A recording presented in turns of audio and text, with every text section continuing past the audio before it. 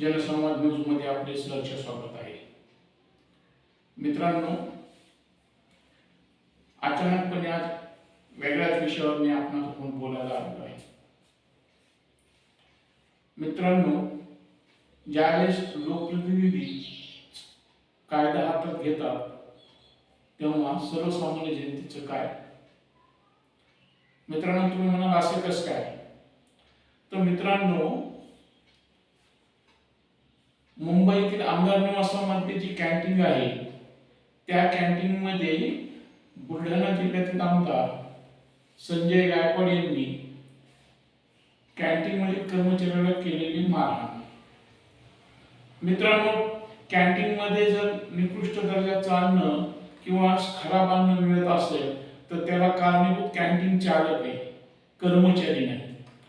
त्या कॅन्टीन चालकाला धडा शिकवण्याच्या ऐवजी किंवा कायदेशीर कारवाई करण्याची ऐवजी किंवा या पुढे जाऊन मी असं म्हणेन की जर त्या ठिकाणी निकृष्ट दर्जाचं अन्न मिळत असेल, खराब अन्न मिळत असेल तर औषध व अन्न प्रशासन विभाग करतोय काय?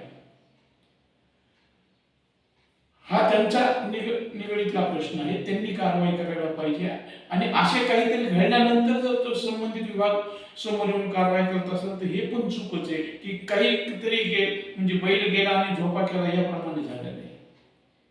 मित्रांनो, लोकप्रतिनिधीचं कार्य काय, कर्तव्य काय आणि त्यांनी समाजात पुढे आदर्श काय ठेवावं हेच त्यांच्या लक्षात येत नाही। बरं, आपले संजय गायकवाड ह्या एकाच विषयापुरते मर्यादित राहिले नाहीत, त्यांनी आरटीओ ला शिव्या दिलेल्या आहेत, पोलिसांना शिव्या। आता मित्रांनो, आरटीओ ला शिव्या देण्याचा त्यांचा अधिकारच काय? कारण आरटीओ त्यांनीच विधिमंडळात केलेल्या कायद्यानुसार कारवाई करत असताना ती गाडी सोडून दे, गरीब म्हणजे गरीबाला श्रीमंताला वेगळा कायदा आहे का? कायदे निर्माण करताना विधिमंडळामध्ये हे काय करतात, गोट्या खेळतात का? कायदे निर्माण करताना त्यांना कळत नाही का आपण जी सिटी क्षमता देतो ते कोणत्या वाहनात देतो किंवा लोडिंग वाहनाला किती टनाचा मालाची क्षमता देतो त्याविषयी झोपलेले असते का? एकदा क्षमता दिली आणि क्षमतेपेक्षा जर जास्त असेल तर त्याच्यावर किंवा डॉक्युमेंट नसतील तर त्याच्यावर कारवाई करणे हे आरटीओचं काम आहे। आणि जर सर्वसामान्य व्यक्तींनी त्या आरटीओला शिवीगाळ केली असती किंवा काही बोलले असते तर त्याच्यावर 353 दाखल केला असता। मग लोकप्रतिनिधी म्हणजे मालक आहे का या देशाचे? त्यांच्यावर का 353 सारख्या कायद्याचा उपयोग होत नाही, त्यांच्यावर का कारवाई होत नाही?